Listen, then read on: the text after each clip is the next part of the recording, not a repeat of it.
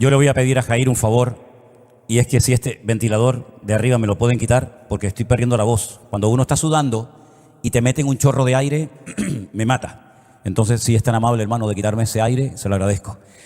Bueno, hermanos, como sabéis, hemos estado en la península pues un mes. Estuvimos unos días primeramente en Alicante y salimos corriendo a Alicante porque aquello era un horno, pero un horno terrorífico. Fuimos un día a una piscina y yo me asusté porque pensé que era una piscina climatizada. Y digo, pero ¿cómo ponen una piscina climatizada con 40 grados?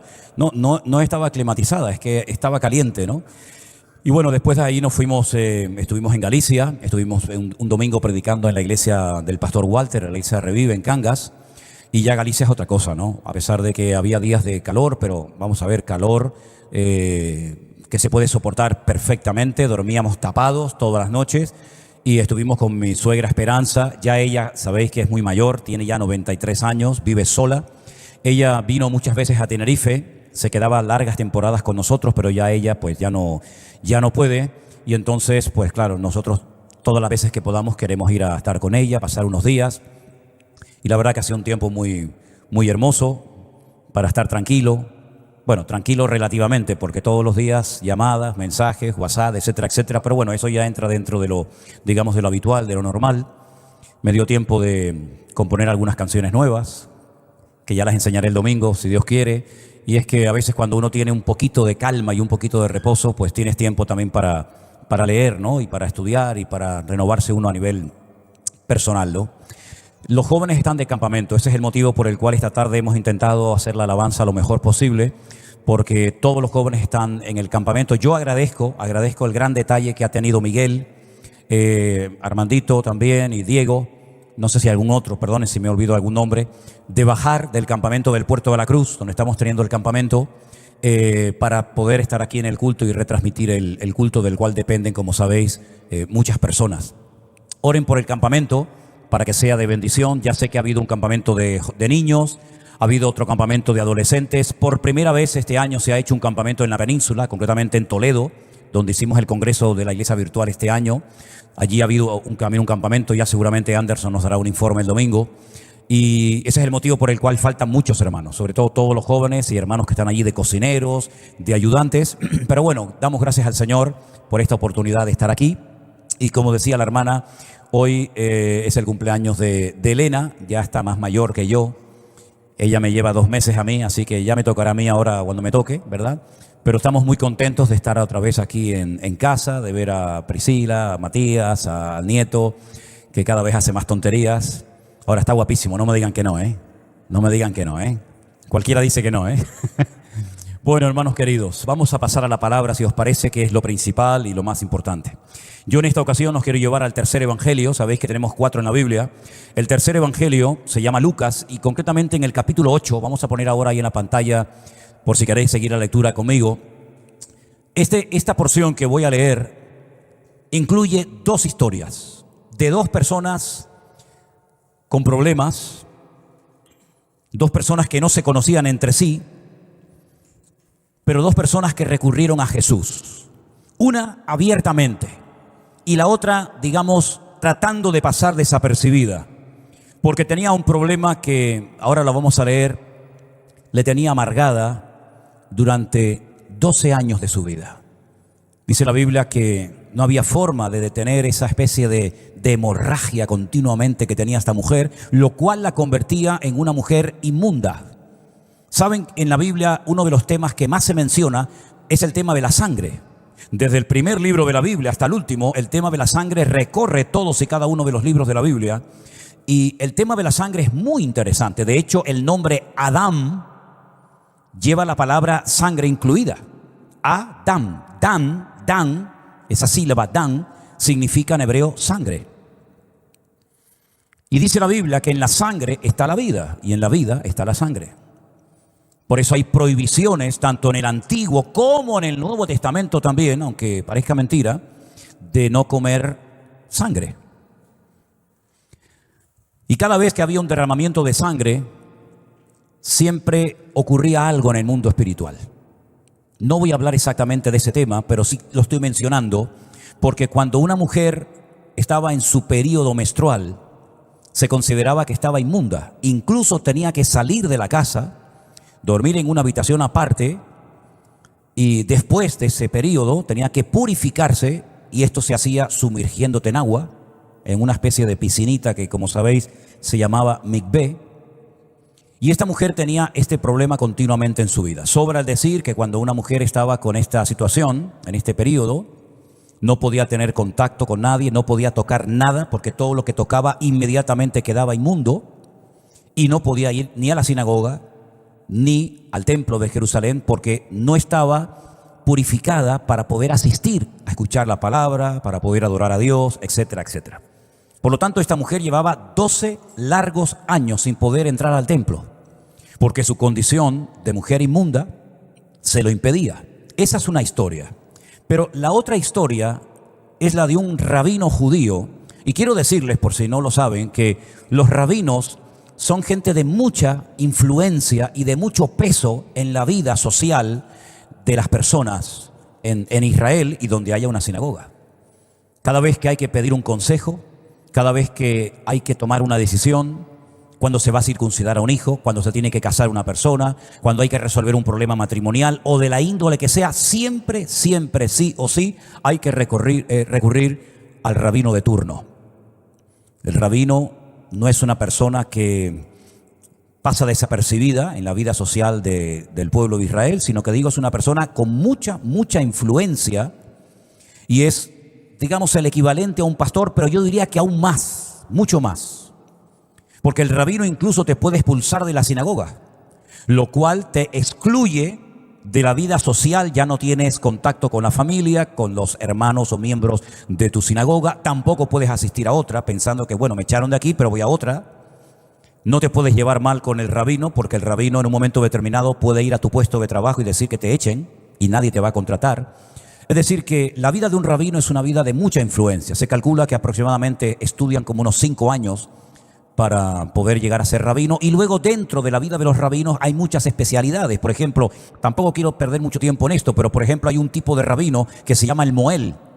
El moel es el encargado única y exclusivamente de hacer las circuncisiones de los niños. Esto es un tema muy delicado, y a ningún judío se le ocurriría no circuncidar a su hijo, porque incluso, y lo sabemos porque nos lo han contado y lo hemos comprobado, que por ejemplo cuando los niños están jugando en un parque y las madres están allí hablando entre sí, una de las preguntas habituales que sí o sí una madre te va a hacer cuando ve a su hijo jugar con tu hijo es: ¿tu hijo está circuncidado? Porque si no está circuncidado, automáticamente le dice a su hijo: ven y no se junten con ese niño, no jueguen con él, porque es un incircunciso. Llamarte incircunciso es un insulto. Des en cuenta que David lo utilizó cuando se dirigió al gigante Goliat. Le dijo: este incircunciso que ha provocado a los escuadrones de Israel. Por lo tanto, los judíos sabían perfectamente que los rabinos eran y son personas de mucha influencia. Y hay uno de ellos que se llama Jairo, que vamos a leer la historia de lo que le estaba pasando en su hogar. Porque todos tenemos una vida privada. Una cosa es la vida que llevemos aquí en la iglesia, y otra cosa muy diferente es la vida privada que todos llevamos. Y ahí no todo el mundo sabe lo que está pasando, de bueno o de malo. Pero dice en el verso 40 que cuando Jesús volvió, le recibió una multitud con gozo, porque todos le esperaban. Entonces vino un varón llamado Jairo. Quiero decirles que es muy importante saber el significado del nombre Jairo, porque tú sabes que en el mundo del judaísmo, al nombre se le considera el código genético espiritual. Así como tenemos una especie de código genético, ¿verdad?, que nos distingue, que nos diferencia a unos de otros, el nombre en el pueblo de Israel es algo tremendamente importante. No es que se le pone un nombre al azar a un niño o a una niña, sino que a veces se ora y se va al rabino para que el rabino reciba la revelación del nombre que le tienen que poner los padres a ese niño o a esa niña. Porque el nombre no es algo que nos cambiamos cada cierto tiempo. Bueno, ahora me llamo Manuel, pasado me llamo Antonio, el año que viene me llamo David, el otro año me llamo Pedro. No, si el nombre es algo con lo que te marcan para toda tu vida, ¿verdad? Y este hombre le pusieron Jairo, que significa el iluminado. Noten eso. Este hombre era el principal de la sinagoga, era el rebe, Una cosa es el rabino y otra cosa es el rebe. El rebe es el rabino de rabinos. Es como, por ejemplo, decir, en esta ciudad de Santa Cruz hay 20 sinagogas y cada sinagoga tiene su rabino. Pero luego hay un rabino que es el que supervisa, el que controla, ¿verdad? El que atiende, el que ministra a dichos rabinos. Sería una especie de obispo, ¿no? En la Iglesia Católica sería el obispo, ¿no? Que es el que atiende a la diócesis, o el presbítero en una denominación evangélica. En fin, puede recibir diferentes nombres. Este era el principal, era el más importante de los rabinos de esa zona. Este principal de la sinagoga, ya digo, llamado Jairo, vino a Jesús y postrándose a los pies de Jesús, le rogaba que entrase en su casa. Ahora, esto no es algo que puedes ver todos los días, al contrario. Vamos a ver después cómo los rabinos habían tomado el acuerdo de expulsar de las sinagogas a toda aquella persona que dijera que Cristo era el verdadero Mesías. Y eso te cerraba todas las puertas, te hacían lo que se llama el ostracismo. Nadie te saludaba, nadie te hablaba, nadie te compraba tus productos, nadie te compraba lo que tú pudieras estar vendiendo, nadie te vendía lo que tú necesitaras, tu familia te daba la espalda, era como morirte en vida. De hecho, en algunas tribus latinoamericanas, en Sudamérica, cuando se practicaba contra una persona el ostracismo, que era quitarle el habla, el saludo, etcétera, etcétera, terminaban entrando en una depresión tan profunda, en una desesperación tan terrible, que era como un muerto viviente, que terminaban suicidándose muchos de ellos. Y los rabinos habían acordado que cualquier persona, da igual la tribu a la que perteneciera, da igual la edad que tuviera, en el momento en el que se sabía que se identificaba con la persona de Jesús y que lo reconocía pública o privadamente como el Mesías, automáticamente quedaba desconectado, desvinculado de la sinagoga y lo expulsaba. Y ahora vemos al principal de la sinagoga postrándose ante Jesús, rogándole. ¿Qué es lo que le pasa a Jairo? ¿Cómo es que ha sido capaz, delante de todo el mundo que lo conoce, tragarse su orgullo y postrarse ante ese hombre que él mismo le prohíbe la entrada a su sinagoga? No sabemos si bíblicamente, porque como no hay ningún texto que lo corrobore, no me puedo aventurar a decir que Jairo también lo había hecho, pero lo más probable es que también Jairo en alguna ocasión tal vez expulsó a alguien de su sinagoga por decir que Jesús era el Mesías. No lo sé. La cuestión está en que este hombre está totalmente desesperado, sabe que toda su religión, sabe que todo su conocimiento de la Torá de Moisés en este momento no le sirve de nada, y tiene que postrarse ante Jesús, al que le han vetado la entrada en todas las sinagogas del país. Y el motivo lo dice en el verso 42, porque tenía una única hija, como de 14 años, que se estaba muriendo. Yo no sé cuántos de ustedes como padres o como madres habéis tenido un problema de salud con uno de vuestros hijos. Ojalá que nunca lo tengas, porque se te rompen todos los esquemas y te das cuenta que todo lo que sabes en un momento puntual no te sirve absolutamente de nada. Y yo no creo que haya un padre o una madre en el mundo lo suficientemente preparado como para encajar una noticia de una enfermedad de la índole que sea en la vida de uno de tus hijos. Eso es algo a lo cual uno no está preparado. Por supuesto, uno confía en el poder y en la gracia de Dios, pero Jairo estaba destrozado porque su niñita, su única hija de 12 años, se estaba muriendo.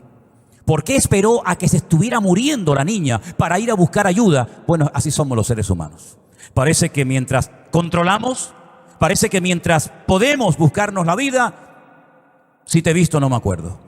Pero cuando él recurre a Jesús y se postra y le ruega a Jesús que vaya a su casa a orar por su hija, es porque él sabe que su hija está muy, muy grave. A mí me recuerda esto cuando Marta y María, ¿se acuerdan? Cuando Marta y María le mandan a decir al maestro: Señor, el que tú amas, Lázaro, tu amigo, está enfermo. Ven pronto a orar por él. Efectivamente, estaba tan enfermo que en cuestión de pocos días Lázaro termina muriendo. A mí lo que me dice esta historia, a priori, es que la niña estaba muy, muy grave. Estaba en las últimas horas de vida, porque ahora vais a ver que cuando él llega a Jesús y le está comentando que su hija está a punto de morirse, al rato vienen con el jarro de agua fría y le dicen: no lo molestes más porque tu hija acaba de morir. Luego la enfermedad era efectivamente muy grave. ¿Qué tenía la niña? No lo sabemos, pero dice que se estaba muriendo. La multitud le oprimía, Yo no sé cómo él fue capaz de llegar hasta donde estaba Jesús cuando había una multitud enorme, pero cuando uno está desesperado se busca camino donde sea. Si tiene que pisar a alguien, si tiene que empujar a alguien, si tiene que, lo que sea, lo hace con tal de llegar a aquel hombre que es el único que yo sé que me puede solucionar el problema que tengo en casa. Pero una mujer, y ahora como que se corta la historia y pasa a otra. Pero vais a ver cómo guarda relación una historia con otra. Él ya por fin ha llegado a Jesús, ya ha llegado hasta los pies de Cristo, se postra ante los pies del Señor, ya por fin lo ha visto, ya por fin ha logrado decirle al maestro cuál es el problema que tiene y por el cual ha venido. Pero resulta que ahora una mujer, que ni siquiera la Biblia nos da su nombre, y esto es muy significativo, porque el nombre de Jairo sí nos lo dice, pero el nombre de ella no. Y dice que una mujer que tenía flujo de sangre, que hacía también 12 años, otra vez se repite el número 12, 12 años tenía la niña, 12 años lleva sufriendo esta mujer. Parece como que las cosas, ¿verdad?, comienzan a tener una cierta similitud. Dice que durante 12 años había tenido este flujo de sangre, había gastado en médicos todo cuanto tenía. Es decir, ella recurrió a la ciencia médica de la época, evidentemente, tremendamente limitada, pero hizo todo lo que estaba a su alcance. Se ve que tenía dinero, tenía capacidad económica, invirtió su dinero en esa medicina, pero fue una pérdida de tiempo, porque dice que por ninguno había podido ser curada. Luego su enfermedad era incurable. No había posibilidad de que esta enfermedad desapareciera de su vida. Se le acercó por detrás. Jairo se acerca por delante porque él está puro, él es un rabino, él no tiene que esconderse de nadie, aunque ha tenido que superar muchas cosas, ¿verdad? El orgullo, el que dirán, etcétera, etcétera. Pero él va de frente. Esta mujer no va de frente, estaba por atrás, porque sabe que como la descubra la multitud, que está inmunda y que va tocando a todo el mundo, la pueden matar a pedradas. Es que no es una broma lo que estamos hablando. Yo sé que hoy en día sería un disparate decir esto, pero en aquellos tiempos, una mujer inmunda que va tocando a todo el mundo, cuando ella sabe que tenía que aislarse de la gente y está haciendo todo lo contrario, la hubieran matado a pedradas, creedme. Y por eso ella va por detrás tratando de pasar desapercibida, y dice que cuando va por atrás, toca el borde de su manto y al instante se detuvo el flujo de sangre. Es impresionante, ¿eh? ¿Sí o no, hermanos? Tremendo, ¿no? Sabéis que los judíos llevaban un manto que se llama el talit, que es el manto de oración, con el cual también se cubren. Y ese manto tiene unos flecos, ¿verdad? Tiene 8 hilos en cada esquina. 8, tenía que haberlo traído para que lo vierais, pero bueno, ya sé que lo conocéis. 8 hilos y 5 nudos. 8 y 5, 13.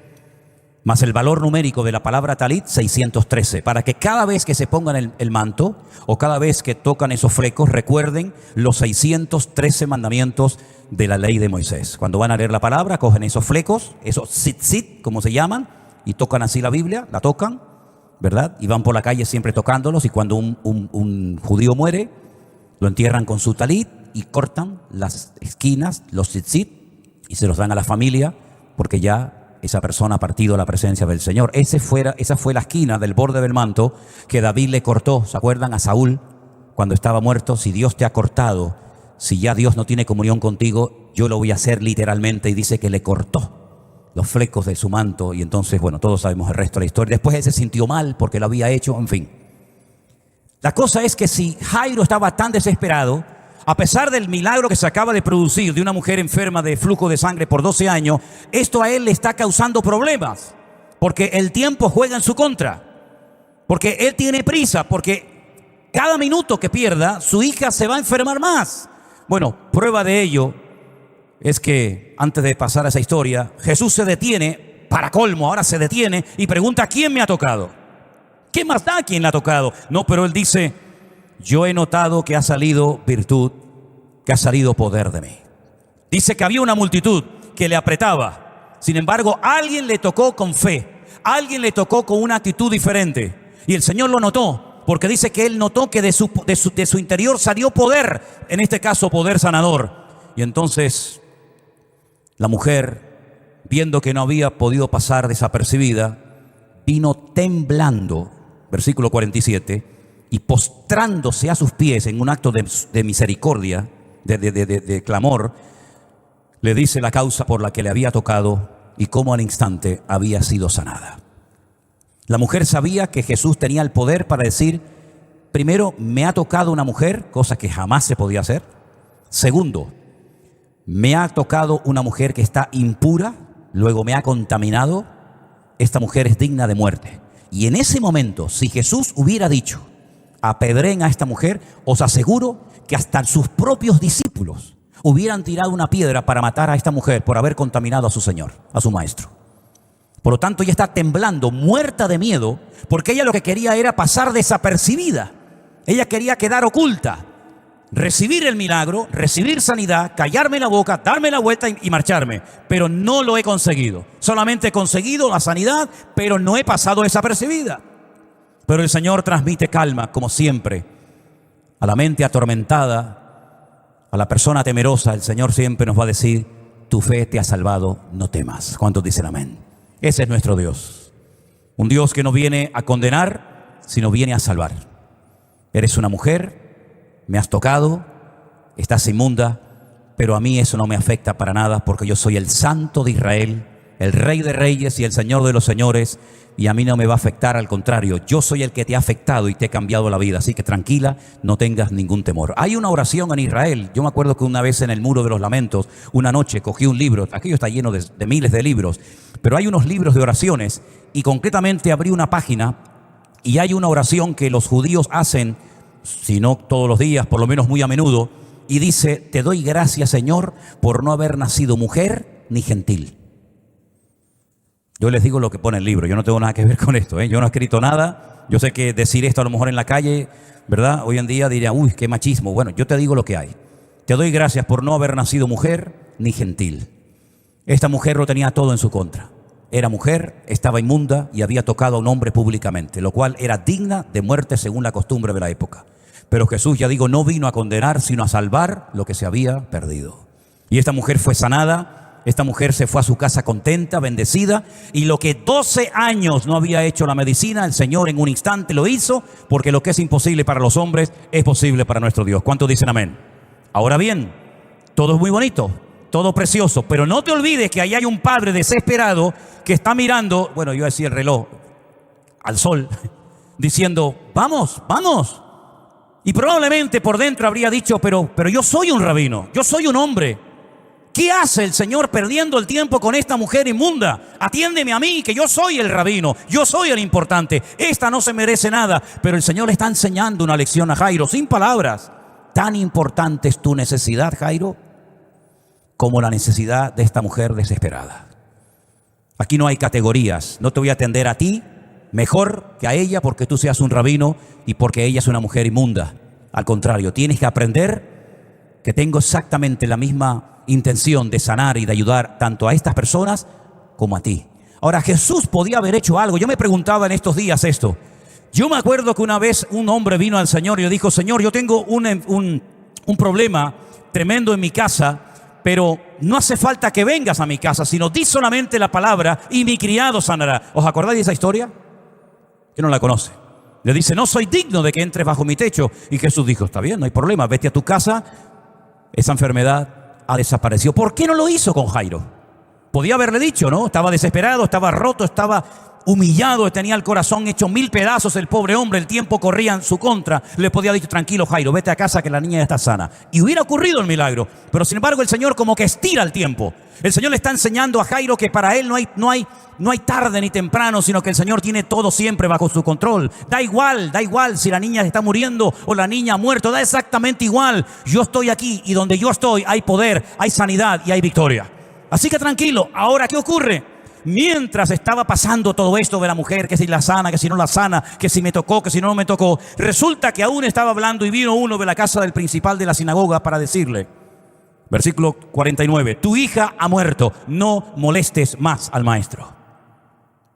Y ahí Jairo ya, ponte en su lugar, con lo que le habrá costado luchar en contra de su religiosidad, del miedo al que dirán, del orgullo. Él que seguramente habría expulsado a más de uno de la sinagoga, por fin llego, por fin me atiende, por fin lo hablo, por fin lo voy a llevar a mi casa. Y resulta que cuando ya lo tengo todo controlado y ya lo tengo ya todo a mi favor, resulta que me llega el jarro de agua fría de que mi hija acaba de morir. Y por eso le dicen, no lo molestes. Esa palabrita, no lo molestes, a mí tengo la sensación de que la dijeron como con doble sentido, ¿no? Como diciendo, bueno, total ahora, ni este ni nadie puede solucionar el problema. Antes todavía habría posibilidad Porque sabemos que ha sanado a mucha gente, pero eso de venir y resucitar a una niña de 12 años, pues como que no. Así que no lo molestes. Otra vez me vienen las palabras de Marta y María a la cabeza cuando le dijeron al Señor, después de 4 días después de haberle llamado, si tú hubieras estado aquí. ¿Se acuerdan? Cuando te mandamos a llamar, mi hermano no habría muerto. ¿Qué le están diciendo? Tú eres el culpable. Yo te llamé. Yo clamé a ti. ¿No dices la palabra, clama a mí y yo te responderé? Pues en mi caso no funcionó, porque yo clamé, yo te busqué, yo te dije lo que estaba pasando y resulta que ahora llegas y mi hermano ahora es un cadáver. Si hubieras estado aquí, esto no habría ocurrido. Hay gente que está peleada con Dios, incluso creyentes, están enfadados con Dios por lo que le pasó o por lo que le está pasando y no entienden que hay momentos en los que Dios nos lleva hasta el límite de nuestras fuerzas para demostrarnos que no importa el tiempo, no importa lo difícil o lo cerrada que esté la situación. Para Dios, repito, no hay nada imposible. Tu hija ha muerto, no molestes más al maestro, pero ¿cuál es la palabra del Señor? No temas, no te vengas abajo, Jairo. Has empezado bien, has venido, has clamado, tranquilo, no temas. Cree solamente y será salva. Otra vez el Señor le da una esperanza. Otra vez el Señor, en medio de la angustia y del dolor y de la desesperación como padre, le transmite esa confianza. Fíjate a quién te está diciendo, mirándote a la cara, no temas. Cree solamente, tu hija será salva. Ya solamente con eso ya podemos estar aquí 2 horas más. Atiende a todos los que quieras, ora por todos los ciegos, paralíticos, mudos, endemoniados. Si tú me has dicho que no tengo que tener miedo, que mi hija va a ser salva, yo ya estoy tranquilo. ¿No deberíamos de actuar nosotros así, queridos hermanos? Cuando leemos las promesas del Señor, cuando leemos la Biblia, en nuestra situación, en nuestra enfermedad, en nuestro conflicto matrimonial, económico, de la índole que sea, no deberíamos de tener en mente esas palabras, no temas, tranquila, no te preocupes, cree solamente, todo va a cambiar, yo tengo todo bajo control. No debería ser más que suficiente leer una promesa para decir, tranquilo, no pasa nada, el Señor va a actuar conforme a su poder, ¿verdad? Entonces dice que fueron a la casa, versículo 51, no dejó entrar a nadie consigo. No eran dignos de ver un milagro. Ustedes han dudado, ustedes han tirado un jarro de agua fría a Jairo cuando tenían que apoyarlo. Así que ustedes se quedan fuera porque ustedes no son dignos de ver esta manifestación del poder de Dios que está a punto de manifestarse. Cuidado cómo hablemos, cuidado cómo hablemos, cuidado cómo opinemos de una situación, porque el Señor te puede decir, ¿sí? ¿Eso crees? ¿Eso has dicho a tu hermano? ¿Eso le has comentado por un WhatsApp a tu hermana? Ahora te quedas aquí y no vas a ver la gloria de Dios. La van a ver otros y te la van a contar, pero tú no la vas a ver ni vas a ser partícipe de eso. Ustedes han tirado un jarro de agua fría a Jairo, entonces ustedes se quedan fuera y solamente 3 de sus discípulos, Pedro, Jacobo y Juan, como habitualmente era, la madre y el padre, entraron. Cuando llegan a la casa, verso 52, todos lloraban y hacían lamentación por ella. ¿Saben que había gente que por dinero iba a los funerales a llorar? Las plañideras, gente que no tenía nada que ver con el cadáver, no era ni pariente, ni amigo, ni nada, sino trabajaban. ¿En qué trabaja? Yo en llorar en los funerales. Mira, se me ha muerto un sobrino, un primo, un perro, un vecino, y si sí, ¿cuánto cobras? Pues tanto por hora. ¿Quieres que llore con gritos, sin gritos? ¿Me tiro de los pelos? ¿Cómo hago? Eran gente profesional, iban de funeral en funeral, de cementerio en cementerio, llorando por los cadáveres, por los enfermos, por la gente muerta. Y era su trabajo, era su profesión. Y ya estaban allí. Oye, no habían pasado ni 15 minutos y ya estaban allí los que venían a llorar por la niña que recién había muerto. Todavía su cuerpo estaba caliente, pero ya estaban allí llorando y lamentándose. Pero él les dijo, no lloréis, no está muerta, sino que duerme. Fíjate el concepto. No molestes al maestro, que la niña ha muerto. Eso es lo que le acaban de decir a Jairo. Pero lo que yo te digo es que la niña está durmiendo. Tenemos que tomar una decisión muchas veces en la vida. ¿A quién le vamos a hacer caso? ¿A lo que dice el periódico o a lo que dice Dios en su palabra? Porque según esto va mal, ¿eh? Y según esto, este país se va al garete. Y según esto, no hay remedio. Y según esto, dice esto y aquello. Y la gente se derrumba porque se creen todo lo que oyen y todo lo que se comenta. Sin embargo, cuando llegan a la palabra de Dios, la cuestionan y dicen, bueno, sí, pero no está muerta, Jairo. Eso es lo que a ti te dicen. Y la gente está reaccionando conforme a su creencia. Creen que está muerta, que no hay remedio, que no hay solución. Y por eso te transmiten su miedo, por eso te transmiten su dolor y por eso están llorando. Pero yo te digo que la niña va a resucitar, así que tranquilo, no pasa nada. Cuando el Señor entró, dice la Biblia, versículo 53, esto es terrible, ¿eh? Yo no sé en la eternidad, cuando llegue el día del juicio, este grupo de gente que aparecen ahí en el verso 53, yo creo que se les va a caer la cara de vergüenza cuando vean sentado a aquel que dijo, tranquilo Jairo, no te preocupes, la niña no está muerta, está dormida. Yo no sé cómo se les va a quedar la cara a estos que dice que se burlaban de él, sabiendo que la niña estaba muerta. Se burlaban de él. Siempre ha habido gente que se ha burlado. Se burlaron de Jesús en la casa de Jairo. Se burlaron de aquellos que hablaban en otras lenguas el día de Pentecostés. ¿Os acordáis? Decían, no, estos están borrachos, están ebrios y tal. Siempre vendrán los burladores. Ya se burlaron de Noé y se han burlado de la iglesia a lo largo de la historia. Tal vez por eso se inventó el famoso refrán, el que ríe último ríe mejor. No lo sé. Pero lo que está bien claro es que siempre ha habido gente que vienen a burlarse, vienen a menospreciar, vienen a cuestionar el mover de Dios. Pero el Señor dice que la tomó de la mano y le dijo, muchacha, levántate. En otro evangelio empleó las palabras en arameo, talita kumi. En arameo, talita kumi, levántate niña, muchacha, levántate, ¿no? Jesús hablaba en arameo. Y eso fue lo que le dijo a la niña, levántate, niña, levántate. Volvió su espíritu e inmediatamente se levantó y mandó que le diesen de comer. A mí esto me llama la atención. ¿Será que la niña no comía adecuadamente? ¿Será que la niña tenía problemas de anorexia? Porque resucitar a un muerto y decirle al momento que coma, probablemente, a lo mejor los padres se habían olvidado de que esta niña hacía mucho tiempo que o no se alimentaba bien o estaba comiendo muy mal. Entonces, hay que cambiar las cosas en el hogar. Mucha sinagoga, mucho culto, mucha predicación, mucho de cara a la galería, pero a esta niña le tienen que dar de comer y la tienen que atender. Porque en la Biblia comer es tener amistad, tener comunión. No se olviden que grandes enseñanzas de Cristo se dieron alrededor de una mesa. Y muchas cosas que el Señor enseñaba, las enseñaba con un plato de comida delante. Y no se olviden ustedes que hasta los grandes negocios y los grandes ricachones del mundo a veces se van a un gran restaurante y alrededor de una buena comida firman un contrato multimillonario que puede cambiar sus vidas o la vida de otra gente. Así que eso de darles de comer es mucho más que decir, bueno, dale un bocadillo, una tortillita y que la niña siga su vida normal, sino atiéndanla, por amor de Dios, atiendan a esta criatura, denle de comer. El darle de comer implica tiempo, implica el poner un plato, recoger un plato, hablar cómo estás, cómo no estás, ¿verdad? Yo creo que es muy importante que también vigilemos nuestra vida de puertas para adentro, ¿sí? No solamente de puertas para afuera. Vigila tu vida, vigila tu alimentación. Por cierto, ¿estáis comiendo bien? No sé qué es lo que consideráis, amén, comer bien, pero hay cristianos que comen basura y se alimentan muy mal. Y yo creo que es bueno que también cuidemos el aspecto físico, porque la Biblia dice que todo vuestro ser, espíritu, alma y cuerpo sea guardado irreprensible para la venida de nuestro Señor Jesucristo. No te olvides que el cuerpo no es tuyo, querido. No te olvides que tú no eres el propietario de tu cuerpo. El cuerpo es la cáscara, el caparazón donde mora el Espíritu de Dios.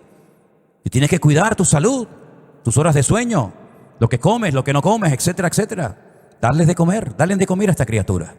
Entonces dice que le dieron de comer y sus padres se quedaron atónitos, pero Jesús les mandó que a nadie dijesen lo que había sucedido. A mí me llama muchísimo la atención las dos historias que se cuentan en este pasaje. Primero, Jairo desesperado que se atreve a ir a Jesús a pesar de sus prejuicios religiosos, a pesar del orgullo como rabino, etcétera, etcétera. Él logró vencer muchos obstáculos para ir hasta donde estaba Jesús. Y tú tendrás que vencer obstáculos a lo largo de tu vida. A veces son prejuicios denominacionales, a veces son actitudes de burla, de menosprecio, etcétera. Tú tienes que aprender a superar tus obstáculos. Ayer estaba viendo, por ejemplo, el campeonato del mundo, ¿verdad? Y hay esas carreras impresionantes donde hay saltos de vallas, donde hay obstáculos. Y no solamente es correr, sino es saltar obstáculos. Y saltas el obstáculo, pero hay que seguir corriendo. Y corres y te encuentras otro obstáculo. Y al final, si llegas el primero, te llevas la medalla, te llevas el galardón. En la vida cristiana es igual. No solamente es cuestión de correr, sino también a veces hay que saltar obstáculos. ¿Cuáles son los obstáculos que se te están presentando en tu crecimiento como creyente? Tienes que reconocer cuáles son tus obstáculos y prepararte adecuadamente para poder superarlos y que esos obstáculos sean una forma de ver la gloria y la manifestación de Dios en tu vida, ¿verdad? Llegó hasta donde estaba el Señor, pero el tiempo se detuvo porque Jesús tuvo que atender a otra mujer también necesitada como él. Pero en ese compás de espera, el Señor no lo abandonó.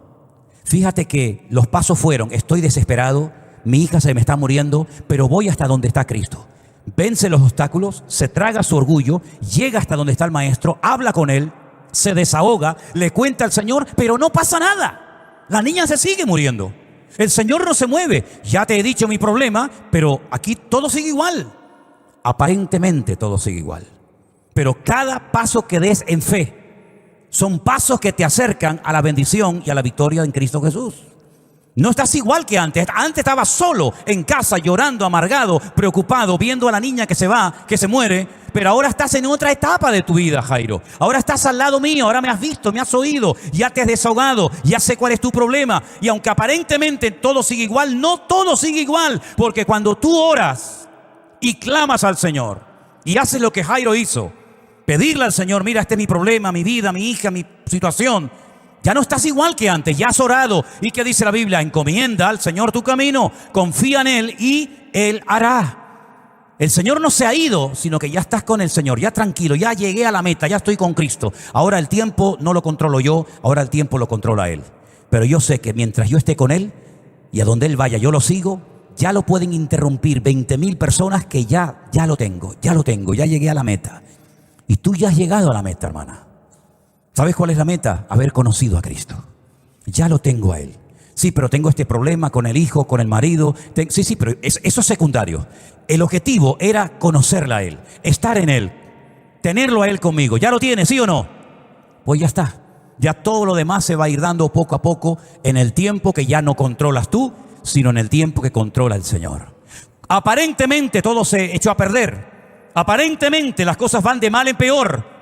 Pero esas son las cosas que se ven por fuera. Pero tenemos que aprender a desarrollar nuestra visión espiritual. Porque es verdad que humanamente hablando las cosas van a peor. He llegado a Cristo, ya hablé con Él, no me ha dicho nada, no viene a mi casa, encima mi hija se muere. Y digo, bueno, pero entonces he orado y ahora resulta que mi hijo está peor que antes.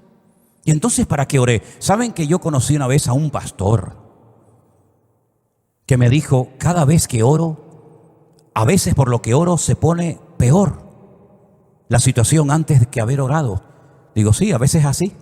A veces oras por un hijo, por el marido o porque lo que sea, y parece como que la cosa empeora. Y yo le dije en mi ignorancia: bueno, pero eso es normal. Eso ha pasado muchas veces. Mira, José tuvo unos sueños tremendos y de los sueños lo metieron en una cárcel. Mira, Jairo, tengo al Señor, le cuento mi problema y se me muere la hija. Mira, Marta y María, llamo al Señor y resulta que en vez de venir, viene tarde y encima mi hermano se muere. Eso pasa muchas veces. De la acción como que vas a la muerte. A una parada en la que dices: ni para atrás ni para adelante, ni siento, ni veo, ni nada. Pero estoy con el Señor. Y si estoy con el Señor, todo va a ir bien. ¿Cuántos dicen amén? Entonces no temas, sigue creyendo. Sigue creyendo, no tengas fe para unas cositas y después te viene un problema mayor. Porque ¿saben qué, hermanos? Si Jesús hubiera ido al momento a la casa de Jairo, hubiera sido una sanidad más.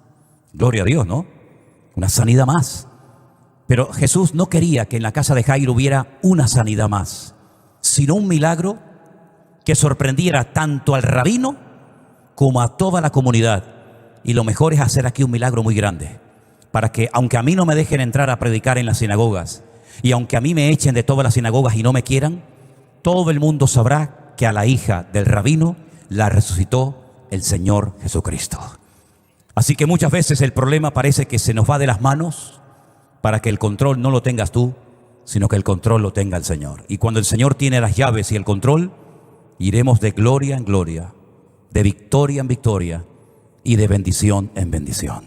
Nunca nadie podía haberle dicho: Jairo, eso es mentira, tu hija no murió, tu hija no estaba enfermo. Él era un testimonio viviente.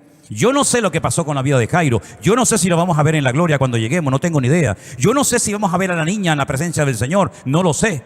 Pero lo que sí sé es que ese día el Señor le mostró a Jairo y a todos los que estaban allí presentes que para el Señor no hay imposible, como tampoco en tu vida tienes que poner el cartel de imposible o de demasiado tarde, porque ya esta situación se ha ido de las manos. El Señor sabe lo que hace, y vengas de frente o vengas por atrás o tengas un problema de una índole o de otra índole, el Señor sabe lo que hace. Prepárate para recibir cada día la bendición de Dios en tu vida. ¿Cuántos dicen amén? Cierra tus ojos ahí donde estás, mi querido hermano. Gloria a Dios. Qué historias tan hermosas, ¿verdad?